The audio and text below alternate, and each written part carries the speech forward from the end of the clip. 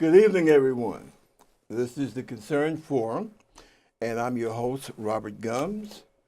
And tonight we have a marvelous guest, very apropos to the times that we're living in this country nowadays. I have my good friend, Robert Gangi. How you doing, Rob? Pleased to And be here, Bob. yeah. He is the head of an organization called PROP, which stands for Police Reform Organizing Project. And it's a marvelous organization. They do excellent, outstanding work, and it's work that's sorely needed nowadays. Basically, what it is a organization, the purpose of which is to resolve many of the problems that the communities, and be honest about it, especially communities of color, have in their day-to-day relationship with the police department. Primarily, we're talking about here in New York City, but let's face it, this is a situation that exists nationwide. But before we get into that, just let me take a few quick minutes here to thank you. Thank you for supporting me and the work that I'm trying to do. And let me also let you know about something that I'm doing. I'm working on the plans right now, as a matter of fact. I have a burr, as they say in the cowboy days, under my saddle, and that is with Fox News. Although I think, really stretching it when I call them news. I don't generally look at Fox News, but what I do do on occasion, I have a cell phone, and I go through various things on YouTube. And about 2.5 weeks ago, I came across something that, for me, it was the straw that literally broke this camel's back. There was an interview. We had two Fox News people. They were interviewing a gentleman, and I'm really stretching the definition again when I say gentleman. He was a former member of the state assembly in Michigan, a Republican member. And he basically said that this whole thing about the citizens of Flint, Michigan being poisoned was really a tempest in the teapot, much to do about nothing, so on and so forth. You get the general idea. His two guests, because they really didn't seem like interviewers and interviewee. They seemed a little bit too clubby for that.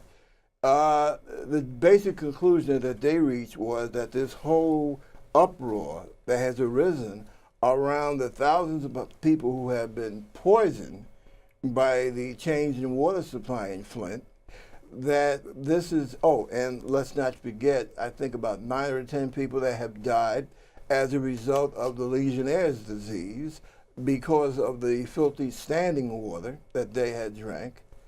All this is an attempt by the Democratic Party to increase black votes. Now, let's point out that Flint, Michigan, yes, it is a predominantly black city. I believe it's like 65%, somewhere around there, African American, somewhere about maybe 35% Caucasian, and Latino. But the bottom line is that these are all poor people. And number one, when it comes to children being forced to drink dangerous water, the whole question of color, race, what have you, it should not even enter into it. These are our babies. Black babies, white babies, Latino babies, Asian babies, Native American babies. These are our babies. These are our American babies. And when I heard these people, when they made that statement, and then laughing and joking like it was something funny, like it was funny for a 75-year-old lady to have to suffer the effects of drinking poisoned water, water heavily laced with lead. And let's think about the children. let's think about the ladies who are carrying, okay, who are pregnant and have been drinking this water, and the immeasurable damage and harm that this has done. I am a proud liberal. I'm a registered Democrat, and nationally I would prefer MSNBC to Fox any day of the week. But let me tell you something. If anyone in MSNBC had made the same kind of comments that these people made on Fox, and they were talking about the children of the head of the Ku Klux Klan or Aryan Nation, I would be raising hell in front of MSNBC, just like I'm planning to do in front of Fox. So to get to the point, get to the bottom line, I am making arrangements. I've already got a contact in the Mid-Manhattan precinct to find out what permits are necessary, because I'm going to have sound and that sort of thing. And like I told the detective sergeant that handles community affair issues in that part of Manhattan, I don't give a damn if at the day of the demonstration, it's a Saturday, I believe it's March 5th, I don't give a damn if come March 5th at 12 noon, I'm the only person standing out there with a sign and I'm looking like a jerk and it might even be raining. I don't care, because I've had enough of Fox, I've had enough of their racism, their bigotry, and their one-sided views. And we need to get back to the point where things of the public interest, people are able to hear both sides of the story and not be brainwashed or have Fox News and their one-way corporate racist ideals rammed down our throats. So I will be there. I hope you will be there also. And I will keep everyone informed as the day to the demonstration draws closer.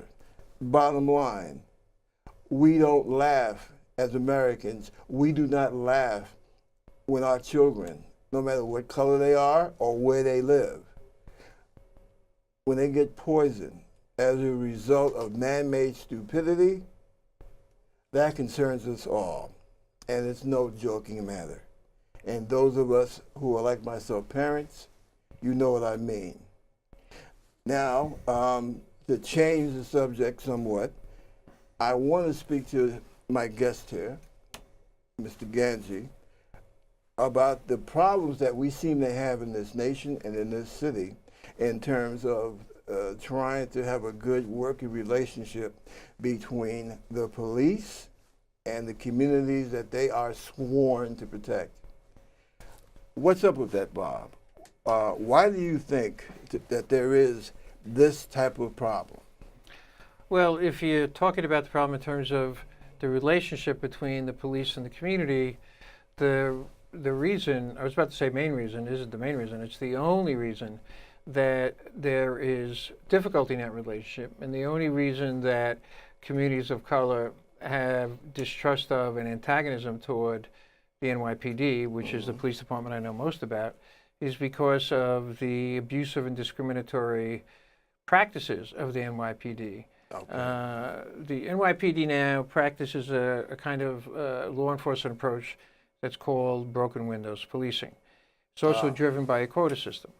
And broken windows policing, the theory behind it, the philosophy behind it, is that if a police department concentrates on preventing or sanctioning and punishing low-level infractions, low-level acts of disorder, that approach, that strategy will curtail and reduce the incidence of serious felonies like homicide, like manslaughter, like assault, like rape, like armed robbery. There is no evidence, no academic study that supports that theory.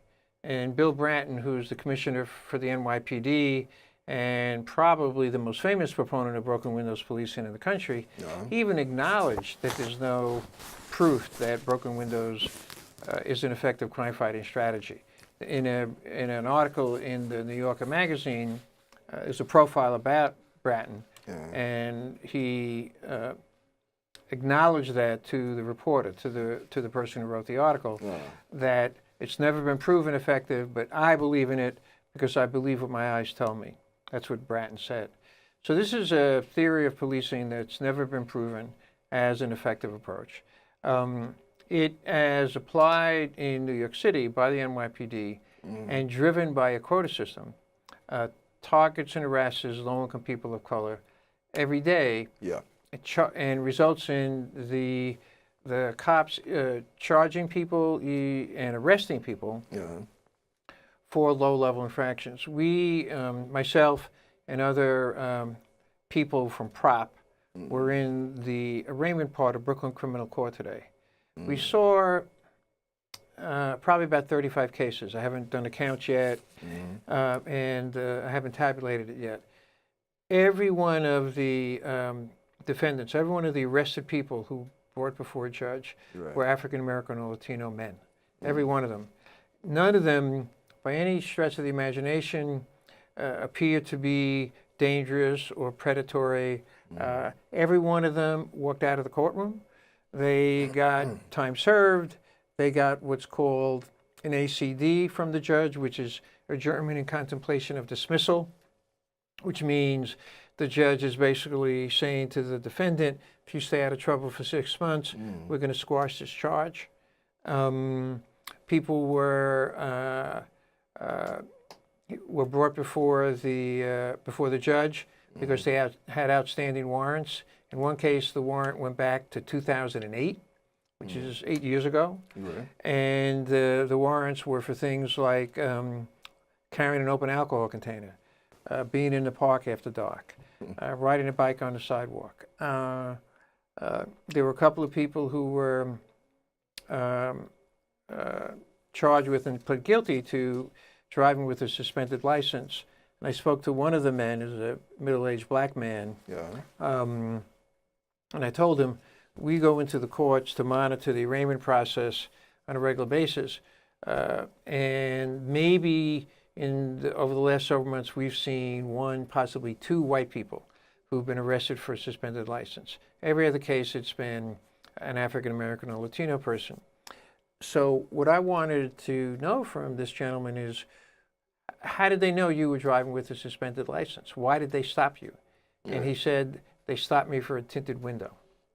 Until last year, I didn't even know that tinted window was an offense that could trigger a police response, that police could stop you for that, could give you a ticket for that, and perhaps if you hadn't paid a previous ticket, could actually lock you up for that. Tinted windows. In 2014, which is the last year we have the numbers, the cops gave out almost 75,000 tickets for tinted windows. They don't keep track of the race of the people who get moving traffic violations, but every case we've seen, except with one exception, has involved a person of color. And to repeat, every day in large numbers under broken windows policing, driven by the quota system, the cops are arresting hundreds, if not thousands of people, or ticketing, giving criminal summonses to thousands of people, 85 to 95% of whom are African American or Latino. Today, what we saw in the courtroom was 100% of the people were African American or Latino.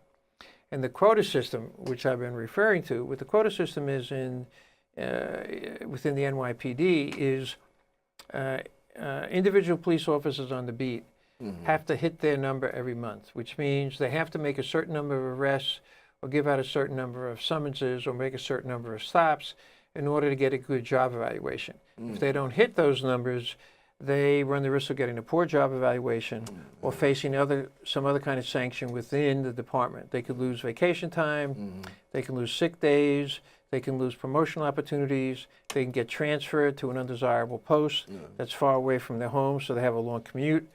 One punishment we heard of recently was a couple of young police officers did not make their number, and that they were posted. It was a cold winter night. They were posted from 12 midnight to 8 in the morning and not permitted to go inside to get warm. So the quota system, even though Commissioner Bratton and other high-level police officials deny they have a quota system because quotas are illegal. The NYPD operates under a quota system. It is one of the motivating factors behind police engaging in abusive and discriminatory treatment, arresting people for no good reason, giving out bogus tickets to people because they have to hit their number. And what's also very problematic with quotas is the cop gets credit for the arrest or the summons whether or not it holds up in court. So the quota system is in some very real ways an incentive to bad policing. So we are, through various strategies, seeking to expose this problem and to end these practices, to put pressure on de Blasio to direct the NYPD to abandon broken windows, to abolish the quota system.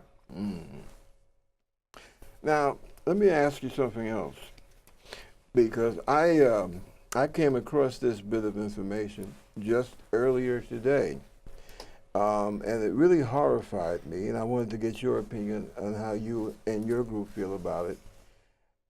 Apparently, last year, 2015, was, try to put this the correct way, the largest amount of cases where people who have been convicted of crimes, from murder to burglary, what have you, were actually doing time, and because of diligent investigation, they were found to be innocent after all.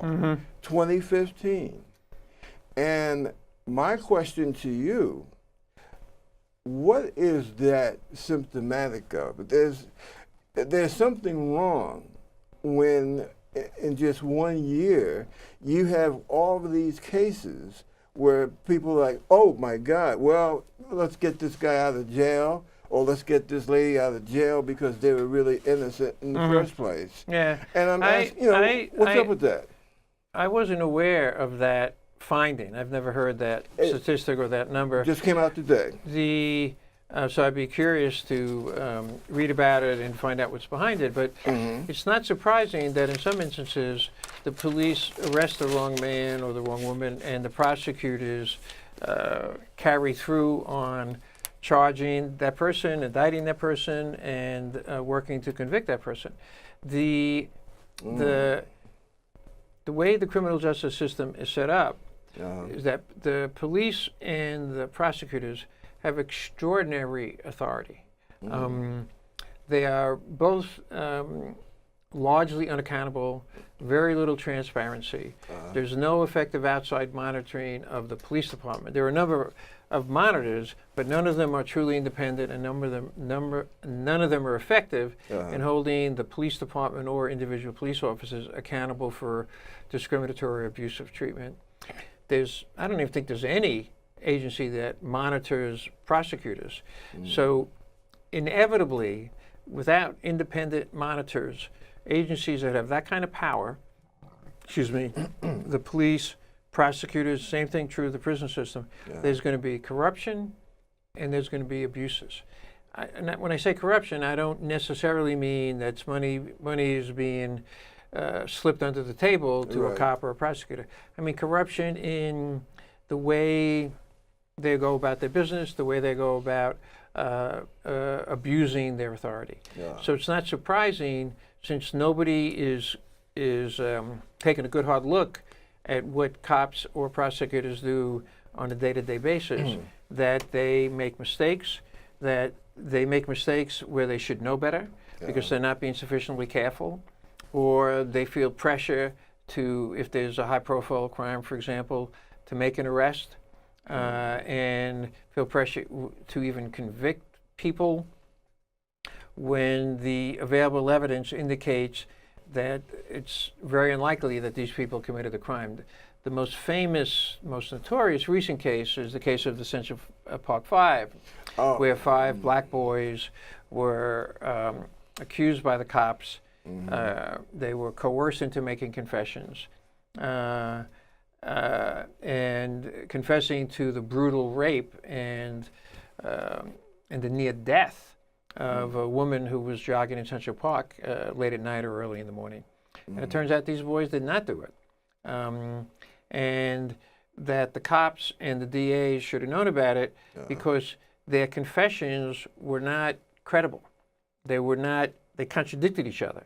So there was sufficient indication from the very beginning that even though they confessed with no lawyers present, no parents present, under a lot of pressure from the cops. I think one or two of the boys who confessed asked the cops, "Can I go home now?" After they had confessed. They had no understanding that they had confessed to committing a serious crime, and there was no chance for them going home anytime soon. I believe Donald Trump, our would-be president, if I remember correctly, he was very deeply involved in that. Wasn't he trying to send those young men to the death house, if I'm not mistaken? I believe he took out a newspaper ad calling for death to these young men, a death penalty applied. And that's the brutal, unthinking kind of leadership that Trump and a number of people, generally right of center political individuals, represent and present. Right. Yeah. And this is the guy that many people in this country want to see him have the code to the nuclear weapons arsenal. I have serious doubt that Trump would be elected president if he was presenting these kind of positions and arguments and persona to the broad public. He's popular, although we're taping the day after the Iowa caucus. He lost in Iowa, came in second in Iowa. Yeah, came He's second. popular amongst a fairly limited constituency, which is far right of center Republicans. And it may be millions of people, but the United States has 350 million people. It's a relatively small percentage of the electorate. I mean, that is it might be wishful thinking on my part, but that's my take on Trump and the danger. He pollutes the public discourse. He's an embarrassment to the country as a figure who is getting obviously some high degree of media attention and public attention. But there was a poll that was reported 2 or 3 weeks ago that I saw on one of the news shows that 50% of the American public would be embarrassed if Donald Trump was our president. So, well, that's good. That's although I told good one news. person about that poll, and they said, "Why wasn't it 80%?" So, well, it's interesting, and again, we don't want to stray too deeply into presidential politics in the conversation tonight, but what's there is there. Now, oddly enough, many people blame another would-be contender for the presidency this year. They would put a lot of the blame for the situations that we have, especially in the communities of color and low-income communities, would put the blame, a lot of that blame on her shoulders, because remember, they said it. If you get one, you also get the other. And of course, I'm referring to Hillary Clinton and her husband Bill. Now, that was their statement upon assuming the White House back in, what was it, 92, 93? He won in 92. He took office in January of 93. He supported a so-called federal crime bill. Exactly. That increased the penalties for a variety of offenses, provided significant amounts of federal funding to states who were building prisons. Bill Clinton has actually apologized for that legislation in recent speeches, as he should, but he supported it, in my judgment, clearly out of political calculation. White liberal politicians, including some politicians who I admire, like Franklin Roosevelt, like Mayor LaGuardia, who was Yeah, a very well thought of mayor in the 30s and 40s of New York City. that's correct. They did not support racial justice. For example, with LaGuardia, a little known part of New York City's history, but since we work on policing issues, I'm familiar with this. In the middle of the 1930s, there was an uprising or disturbance in Harlem. All right. And LaGuardia commissioned a report to be written, and it's called the Harlem Riot Report. And it put a lot of the blame for the riot in Harlem on NYPD practices. Some sections of it, if you read it, you feel like what's being described could have happened yesterday. And LaGuardia had no interest in following up on the report, and he buried it. Because even LaGuardia, again, well known for being a progressive, well known for being a politician willing to take risks, he did not want to take on the NYPD. He did not want to deal with the abusive and discriminatory practices of the NYPD. Right. It's also interesting to note that the urban riots that took place in the 1960s, and there haven't been that many quote-unquote riots in cities since then, but the only urban uprising that I am aware of that was not triggered by an incident involving police brutality was the riots that took place after the killing of Martin Luther King. Right. So the anger and the antagonism and the distrust toward, and I said this earlier in the show, toward the police on the part of people of color is based on the abusive practices of the police, the discriminatory practices, the unjust handling of incidents by the entire criminal justice system, starting with police practices. And Black and Latino people in this country know that they are much more likely to be subjected to police harassment and targeting than white people. And it's a terrible, terrible reality that people of color live with. They have to be much more concerned about their children than white people do. My wife and I raised two sons on the west side of Manhattan, and as a parent, I worried a lot about my boys when they were growing up. I still worry about them when they're grown men. Right. I never worried about a negative encounter that they might have with a police officer. And I have never talked to an African American or Latino parent about that issue who hasn't said that that is a preeminent worry on their part, particularly about their sons. And that is a reality in New York City, and my guess is in every large urban area in the country.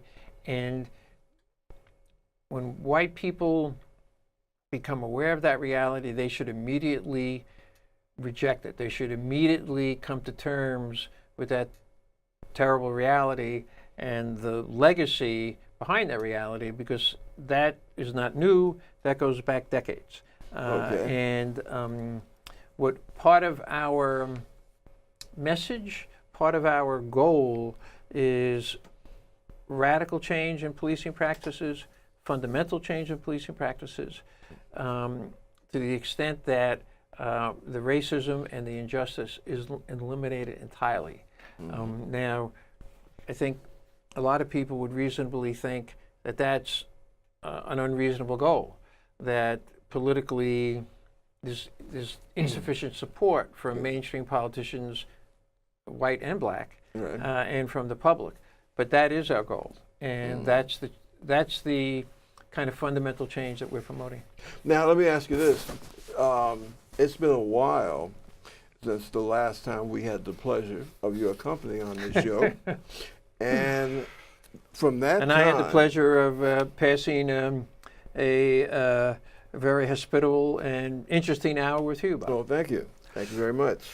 But since that last time that you were here, what is your feeling? What is your judgment now towards our mayor and how he's handling these various incidents of police overreach. How do you think he's doing now? We give him a big fat black F. Okay.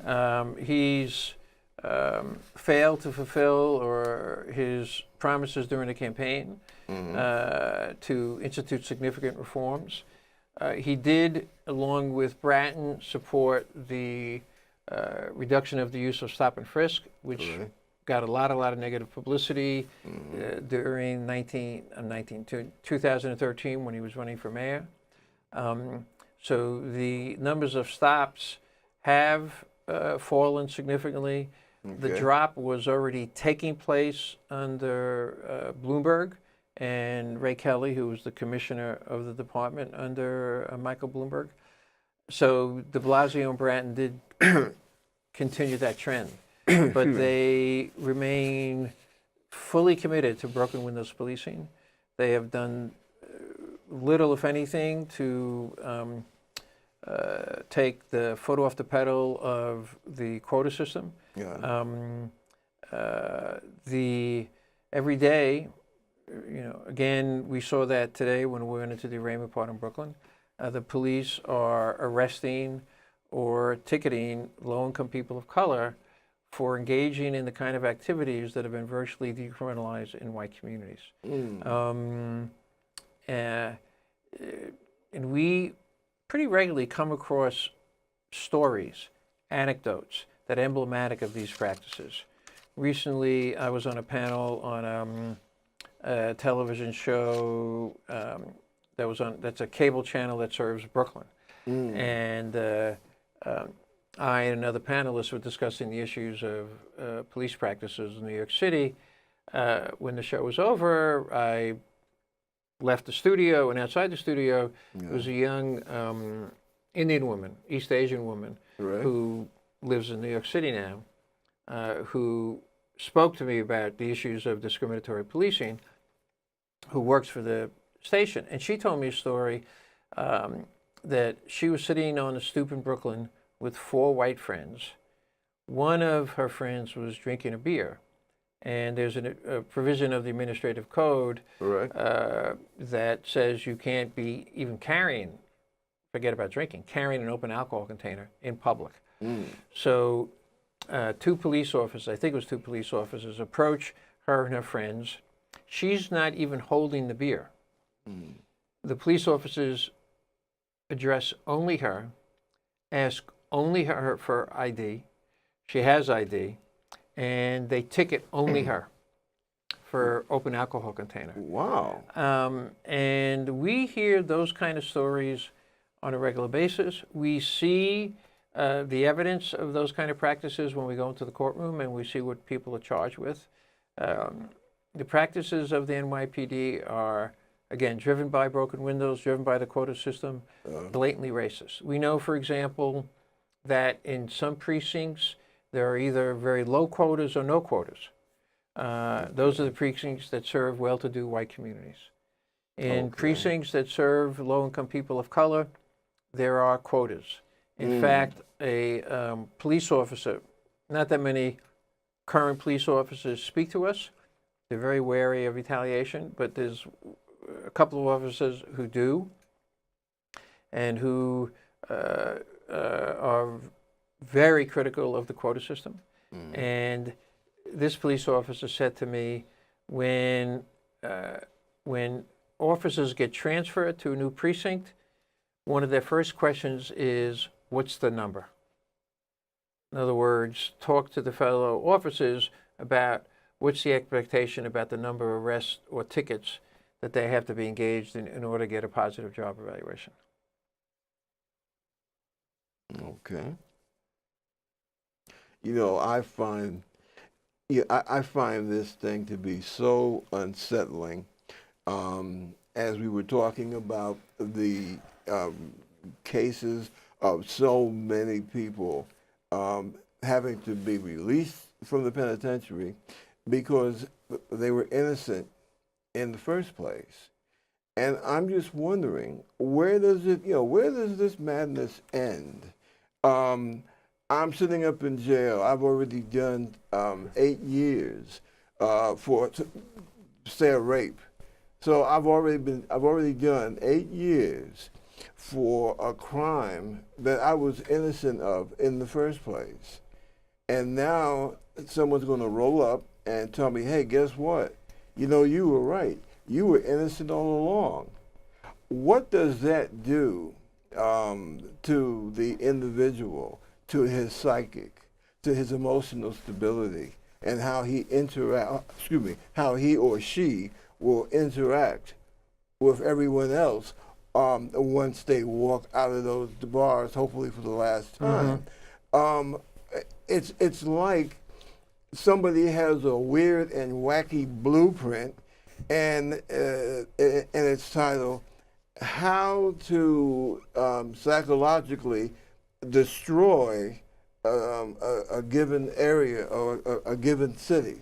Well, see, what we're part of the message that we're sending out to the citizens of New York City, particularly the white community, is these kind of practices. I mean, what you're talking about is an egregious act of injustice, where an innocent man is sent away to prison for a serious crime that he or she did not commit. What we focus on is less the egregious incident, like that kind of miscarriage of justice, like the killing of Eric Garner, the killing of Akai Gurley in New York City. These are unarmed black men who the actions of the police resulted in their death. What we focus on is what I was talking about in terms of the day-to-day practices. The day-to-day practices communicate to people of color that, in fact, black lives don't matter as much as white lives. Otherwise, how could we treat you this way? How could we have a day in the Brooklyn arraignment part where out of the 40 cases being brought before the judge, none of them involving a serious crime or a serious infraction, every one of the defendants was an African American or Latino person. The Indian woman who I described, not an African American or Latino person, but a woman of color, how she's targeted by the police when she didn't even commit any kind of infraction. She was just sitting next to white people who were committing the infraction. With the attitude or the psychological effect on black male teenagers who get arrested because they're walking between two subway cars, or because they're carrying an open alcohol container, or because they're in the park after dark. We've heard a couple of stories from people, Latino people, Latino young men, they're hanging out in a park in their neighborhood, not drugging, not engaged in any kind of loud riff-raff behavior, and cops come to them and say, we're going to ticket you for being in the park after dark. And these boys know that the sign over there says, well, the park closes at 9 o'clock, and it's only 8:45. And then the cops hold them there for 15 minutes, delay them, so then they write up the ticket, and then they tell the boys, don't worry, the court's going to throw that out. Okay. And when those boys show up in court, they see only other people of color. And they know that that kind of high-handed treatment by police officers is not going to happen to their white counterparts in a well-to-do neighborhood in the city. And that's corrosive. That basically teaches people of color the lesson that cops do not serve the function that they're supposed to serve in terms of protecting my community and serving my community, and that they engage in these kind of racial targeting practices. Right. And part of the political challenge for us is that most white people are not aware of those endemic day-to-day practices, and when certainly in my experience, at least sometimes, when I make an effort to communicate to people that this is what goes on every day, in effect, right under our noses. It goes on in the criminal courts of the major boroughs of New York City, all 5 boroughs. Right. They find it hard to believe. For example, when I began to do this work, it's close to 5 years ago now, I began telling my friends, the cops arrest people for occupying 2 seats on the subway at 2:30 in the morning, even though there's nobody else on the subway car. And it's always an African American or Latino person.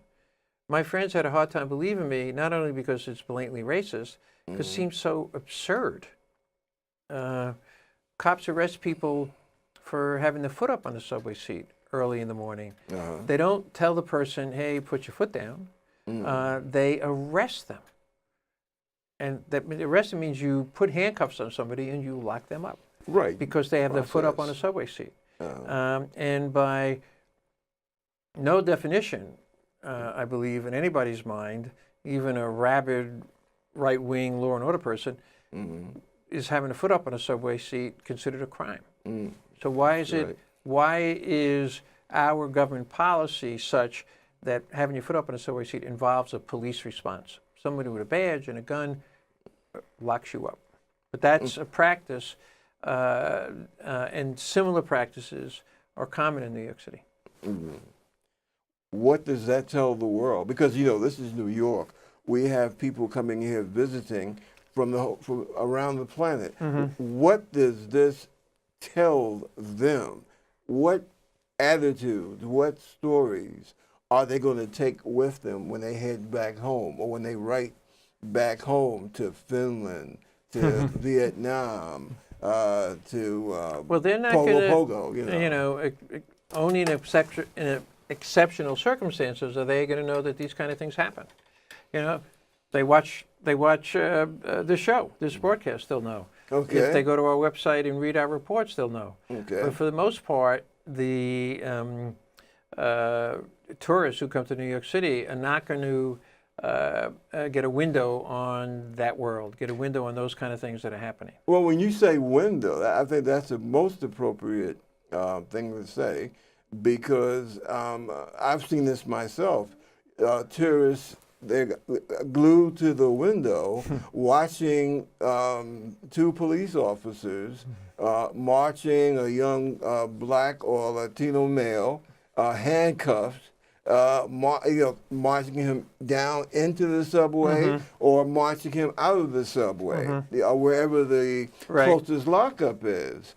And the thing that bothers me about it is that a lot of folks overseas, they get this general impression that they'll assume. I think most people will assume that that young man must have done something seriously wrong, or else the cops would not be cuffing him and arresting him. Exactly. See, the other problem we have that feeds the difficulty that white people have in grasping the ugly truth about police practices are television shows. I mean, the cop shows are very popular on TV. I watch some of them. And in those shows, cops are the good guys. And they're not only the good guys, they're also smart about how to go about their job, and they find the perpetrators who have committed serious crimes, who have hurt people, and they bring them to justice. One of the things that I've started to say, because people will sometimes ask me something like, well, we know what you're against, what are you for? And I say something, I try to get a little cute. I say, well, you watch cop shows, right? And almost everybody does. And I say, we want the NYPD to do what you see cops on cop shows do. You ever see a cop show on TV where a police officer arrests young Latino woman because she's walking her dog in the park after dark? You ever see a cop show about a police officer who was arresting black teenage boys because they jaywalked, or because they spit on the sidewalk, or because they were making loud noise, or because they were carrying an open alcohol container?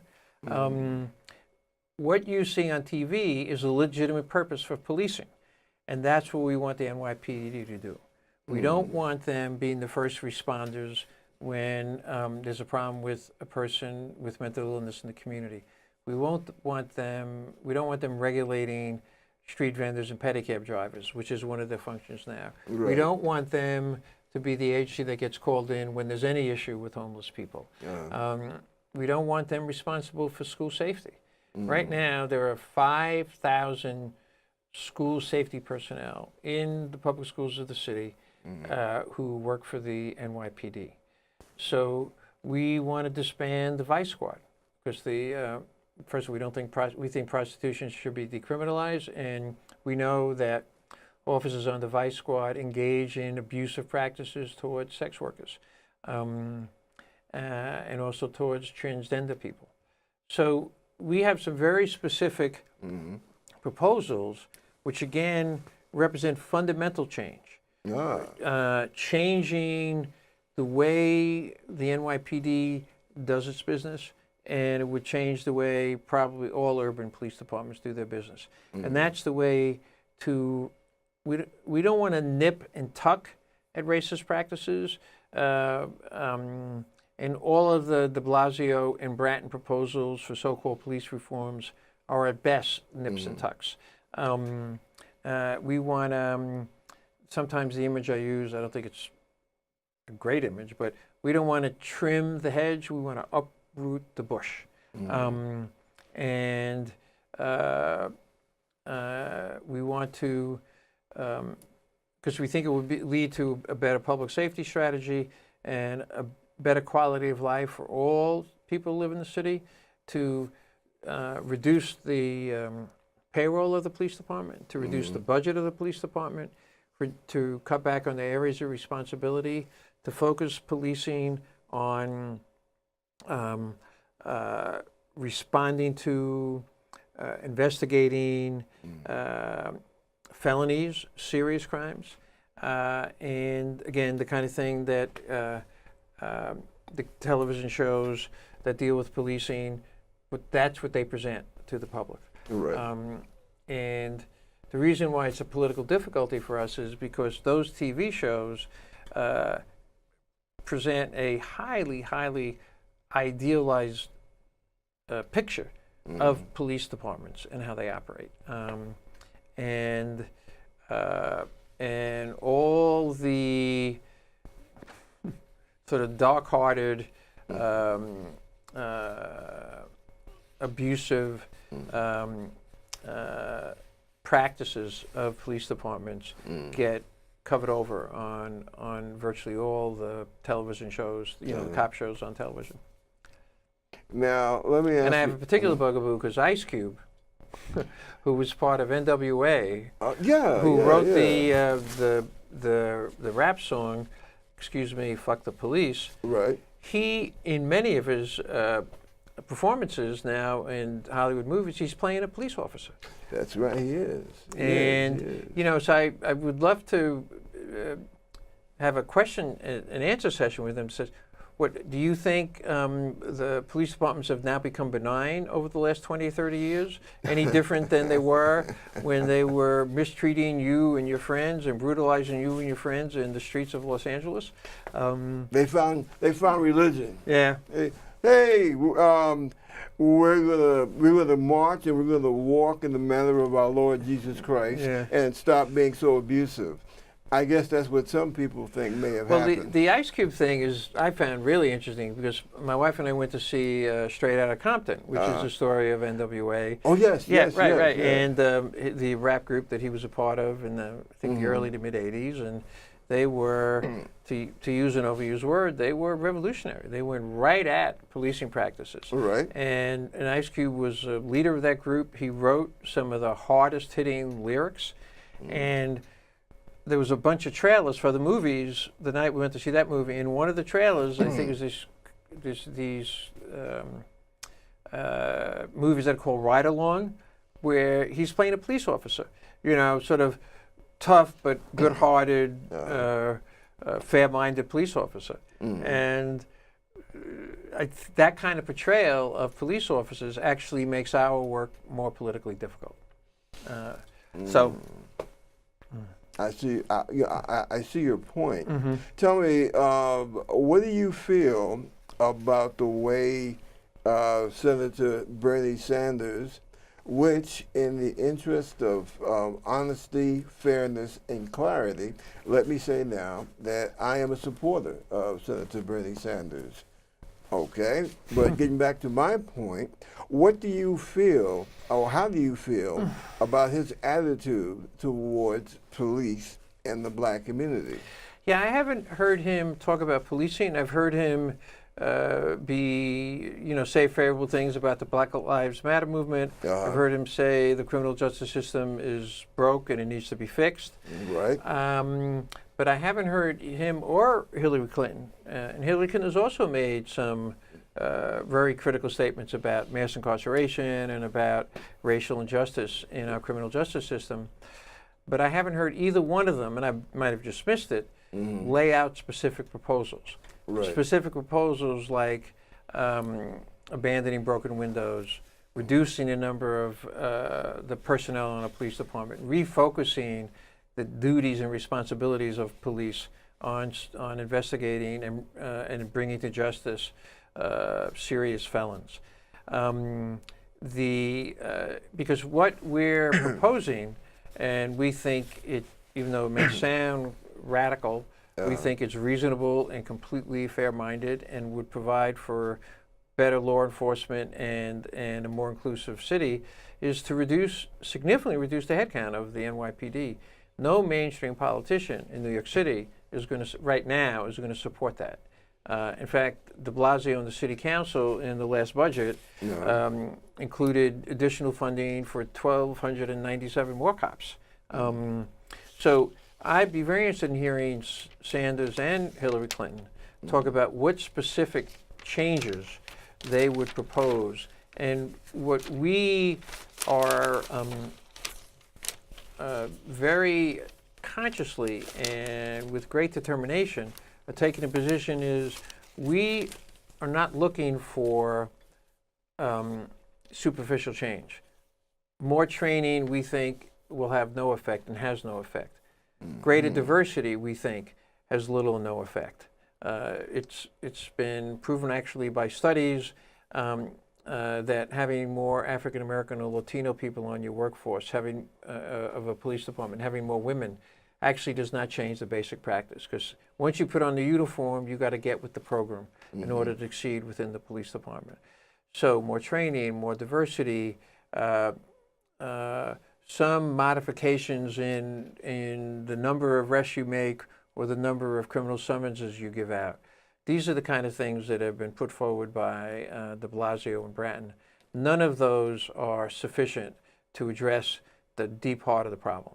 And so my concern would be, again, I'm repeating myself, where do Clinton and Sanders stand once you get beyond the rhetoric of the criminal justice system is broken, we support Black Lives Matter movement, then what are the changes that you will educate the public about that are needed and that you will work really hard to get enacted? Now, tell me something. What do you find is the biggest difference between the issues that we have here in America, especially in our urban areas like New York, Philly, D.C., the difference between how things and people are dealt with here as opposed to Europe, okay? What do you think, excuse me, what I should say is, what do you see as being the biggest difference? Well, we at Prop and I haven't studied policing in European countries. Years ago, I worked for an organization called the Correctional Association that was a prison reform organization. So I know more about the prison systems in Europe, and the whole approach to imprisonment is much more moderate in European countries. The United States literally has the highest incarceration rate of any country in the world. We have over 2 million people locked up in our prisons and jails. We make up 5% of the world's population, but 25% of the incarcerated people in the world are in the United States prisons and jails. So we incarcerate at far higher numbers and rates than any country in the world, including the countries of Western Europe. And some of the Western European countries, particularly in Scandinavia, have their prisons are much more humane, much more comfortable, much more focused on providing people with a productive experience while they're locked up. So it's more likely that when they return to the community, they will be better prepared to be law-abiding and productive citizens. We have a general view that policing in those countries is less harsh. And though we know that particularly marginalized people in European countries feel the brunt of police abuse. In places like England, it would be the Indian population, the West Indian population. Certainly, Right. you talk about to Irish people about British police; they often have a very unfavorable view. And at the same time, there's a stunning figure about deaths at the hands of police, comparing that number in England as to the United States. Since the turn of, and I was stunned when I saw this figure, since the turn of the last century, not the most recent century, but since 1900 through 2014 or 15, the number of deaths at the hands of the British police is 51. So in a 115-year period, 51 deaths at the hands of the police in Britain. The number of fatalities at the hands of police in the United States, probably that 51 number is exceeded in a month. So there clearly is a different level of practice, a different level of use of force, and a different approach to policing to some degree in a place like Great Britain. Now, also, we know that Bobby is the name for British police officers. That's they don't correct. carry guns, and that's probably a big factor in behind that statistic. See, that's what I found. Through joining the American military, that's what I found to be so astounding. The first time I went overseas, and in particular, the first time I went to Great Britain, and I actually saw law enforcement officers with no weapons. If in the event like a terrorist incident or something of that nature, they have to relay a question asking for permission, and then they'll have like a SWAT team come or something of that nature.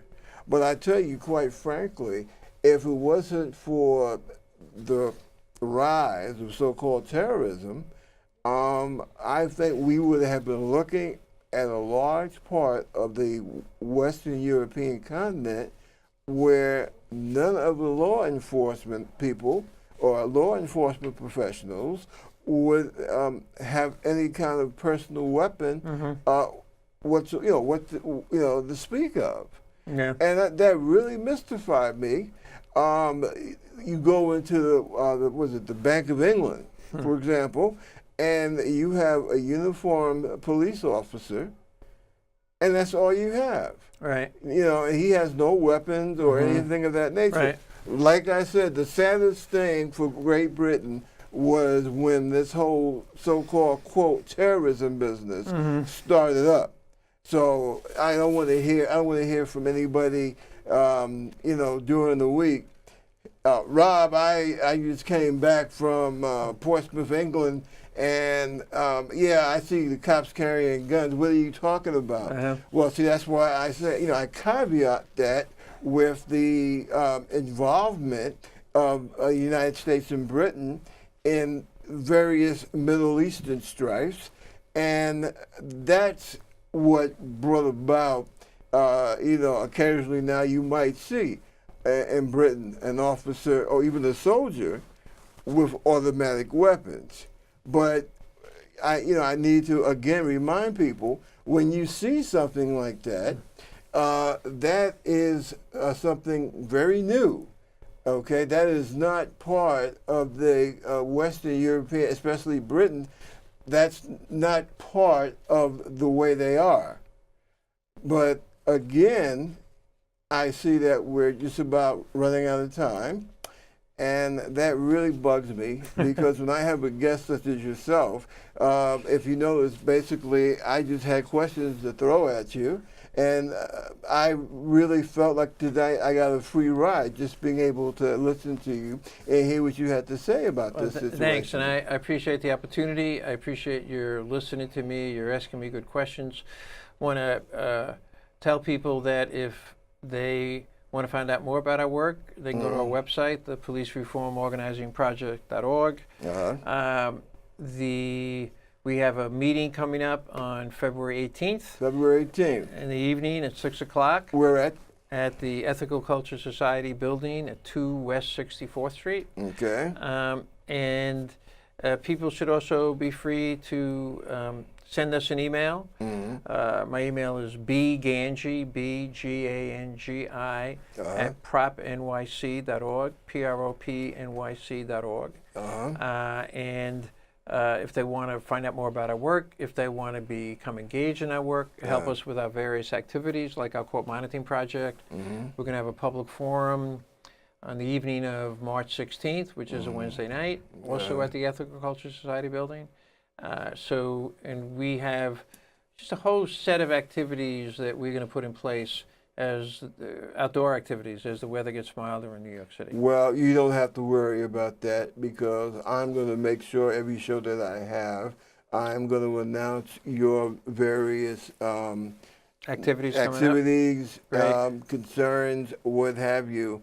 So I guarantee you the listeners of this show will be fairly heavily familiar with what you're trying to do and the various places where you be doing it at. And to you folks out there, I want to say thanks again for tuning in, and I look forward to our next meeting.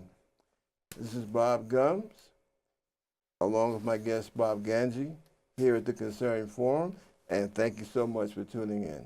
Thank you for having me, Bob. It's a pleasure, sir. Okay. You take Thank you. care.